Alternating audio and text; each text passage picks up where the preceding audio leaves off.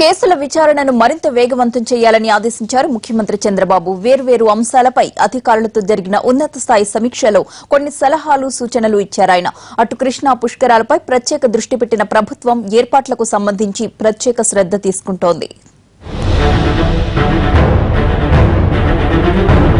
తునిగడనకు సంబంధించి ద్రోహులను కఠినంగా శిక్షించాలని నిర్ణయించింది ఏపీ సర్కార్. ఇదే విషయాన్ని సమీక్షా సమావేశంలో అధికారులకు సూచించారు ముఖ్యమంత్రి చంద్రబాబు.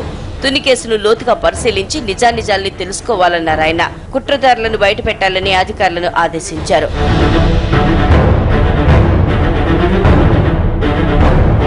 అటు అగ్రిగోల్డ్ బాధితులకు చట్టపరంగా న్యాయం చేయాలని చంద్రబాబు అధికారులను ఆదేశించారు.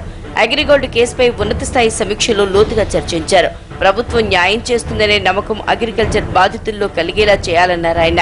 అటాచ్ చేసిన ఆస్తులను వేలం వేయకపోవడంపై అసహనం వ్యక్తం చేశారు.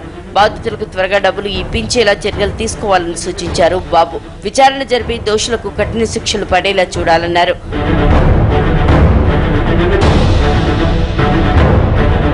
మరోవైపు ఆగస్టులో జరుగుతున్న కృష్ణా పుష్కరాల ఏర్పాట్లపై ప్రభుత్వం దృష్టి సారించింది. తుని నివాసంలో ఉన్నతాధికారులతో సమీక్ష నిర్వహించిన చంద్రబాబు పుష్కరాల్లో యాత్రికులకు అందించే సేవా కార్యక్రమాలపై ప్రధానంగా చర్చించినట్లు తెలుస్తోంది. రవాణా సౌకర్యాలు, పుష్కర్ ఘాట్ల వద్ద స్నానపు గదులు, ఇతర సౌకర్యాల ఏర్పాటుపై చర్చించారు.